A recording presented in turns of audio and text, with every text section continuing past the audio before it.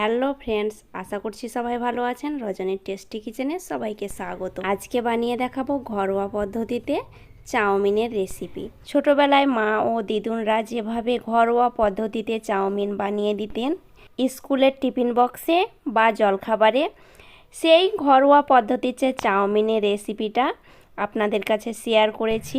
এখন আমরা বিভিন্ন ধরনের চাউমিন বানিয়ে খাই, কিন্তু ঘরোয়া পদ্ধতিতে মায়ের হাতের স্বাদটা ভোলা যায় না। তাহলে আর দেরি না করে চলুন দেখে নেওয়া যাক রেসিপিটি।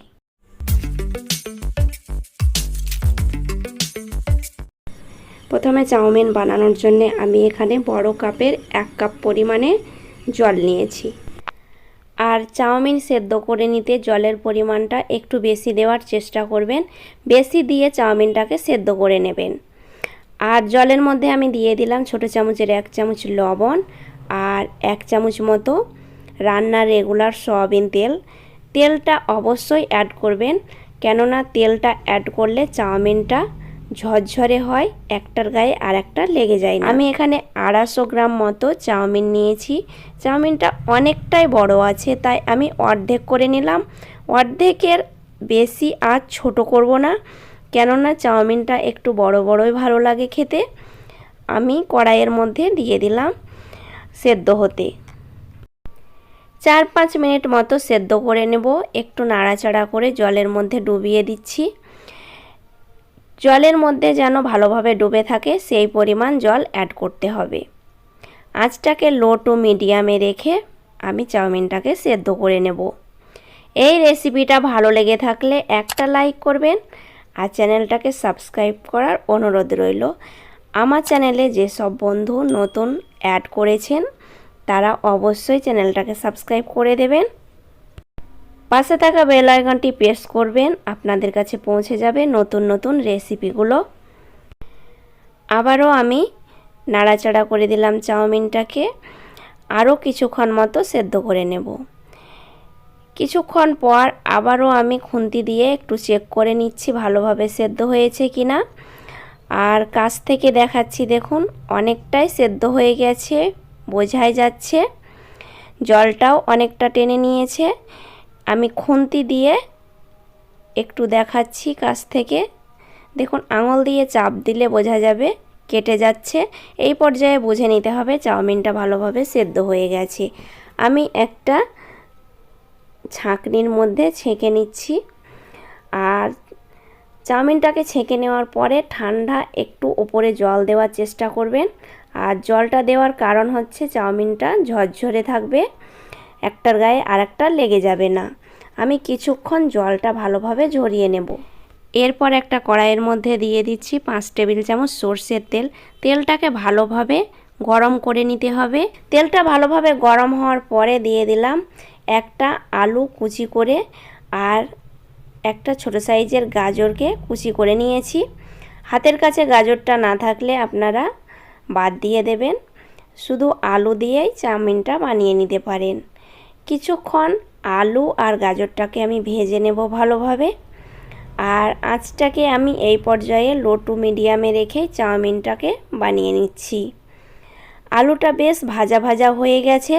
এই পর্যায়ে আমি একটু লবণ অ্যাড করে দিচ্ছি। আলুর ওপরে একটু লবণ অ্যাড করার চেষ্টা করবেন, এতে আলুগুলো খুব সহজেই সেদ্ধ হয়ে যায়।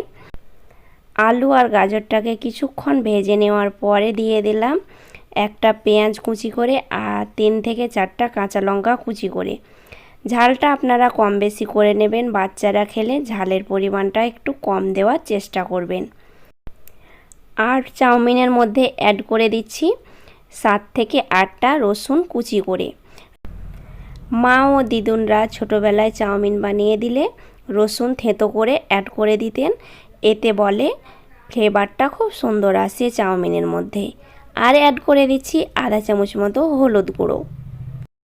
হলুদটা অপশনাল, আপনারা না চাইলে বাদ দিয়ে দেবেন, কিন্তু একটু হলুদ গুঁড়ো অ্যাড করলে কালারটা খুব সুন্দর আসে। আলু আর গাজরটাকে আমি ভালোভাবে ভেজে নিয়েছি। আর ভেজে নেওয়ার পরে অ্যাড করে দিচ্ছি ডিম। আমি এখানে 2টো ডিম নিয়েছি। আলু আর গাজরটাকে এক সাইড করে রেখে ডিমটাকে আমি ভেজে নেব। আপনারা চাইলে আলু গাজরটাকে তুলে নিয়ে ডিমটাকে ভেজে নিতে পারেন আলাদাভাবে, কিন্তু আমি একই কড়াইয়ের মধ্যে ভেজে নিচ্ছি। ডিমের ওপরে ছড়িয়ে দিলাম কিছু পরিমাণ লবণ। ডিমটাকে আমি খুন্তির মধ্যে এইভাবে ভেজে নেব, একটু ভাঙা ভাঙা করে। খুন্তি দিয়ে নাড়াচাড়া করে ডিম দুটোকে ভালোভাবে ভেঙে নিতে হবে, তাহলে চাউমিনের সঙ্গে মেশাতে সুবিধে হবে। আর ডিমগুলো আমার ভাজা হয়ে গেছে, তারপরে আলুর সঙ্গে আরও কিছুক্ষণ মিশিয়ে নিয়ে ভেজে নেব।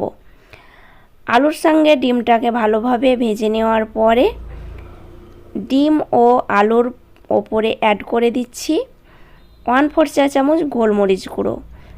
গোলমরিচ গুঁড়োটা ভালোভাবে আমি আলুর সঙ্গে মিশিয়ে নিলাম।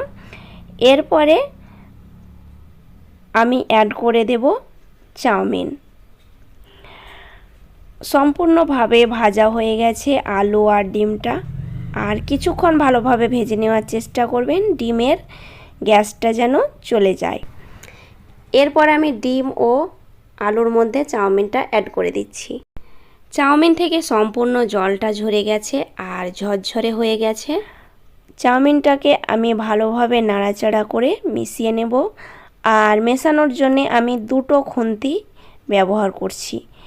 একটা খুন্তিতে নাড়াচাড়া করলে পড়ে যেতে পারে আর ভালোভাবে মেশানোও হবে না, তাই দুটো খুন্তি দিয়ে মিশিয়ে নেওয়ার চেষ্টা করবেন ভালোভাবে।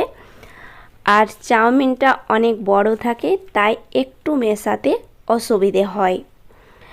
ভালোভাবে আলু আর ডিমের সঙ্গে চাউমিনটাকে আমি ভেজে নেব আরও কিছুক্ষণ। আর চাউমিনের মধ্যে দিয়ে দিচ্ছি স্বাদ মতো লবণ। প্রথমে আমি লবণ দিয়ে সেদ্ধ করে নিয়েছিলাম, তাই লবণটা বুঝে অ্যাড করতে হবে। আর লাস্ট পর্যায়ে দিয়ে দিচ্ছি 1.5 চামচ মতো সয়া সস।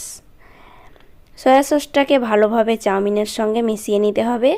সয়া সসেও লবণ থাকে, তাই লবণটা একটু বুঝে অ্যাড করবেন। দেখুন চাউমিনটা আমার রেডি হয়ে গেছে। এইভাবে চাউমিনটা বানিয়ে নেবেন, খুব ভালো লাগবে খেতে, খুব সহজেও বানিয়ে নেওয়া যায়। কালারটা খুব সুন্দর চলে এসছে। আর নামিয়ে নিয়ে আমি সার্ভ করছি। আমি যেভাবে বানিয়েছি, আমার ভিডিওটা ফলো করে এইভাবে বানাবেন, তাহলে পারফেক্ট বানিয়ে নিতে পারবেন। এইভাবে চাউমিন বানালে খেতে হয় অনেক টেস্টি। আর আমরা ছোট থেকে বড় সবাই চাউমিন খেতে খুব ভালোবাসি। আজ তাহলে এই পর্যন্তই। আবার আসবো অন্য কোনো রেসিপি নিয়ে। ভালো থাকবেন, সুস্থ থাকবেন। আমার এই রেসিপিটা দেখার জন্যে অনেক অনেক ধন্যবাদ।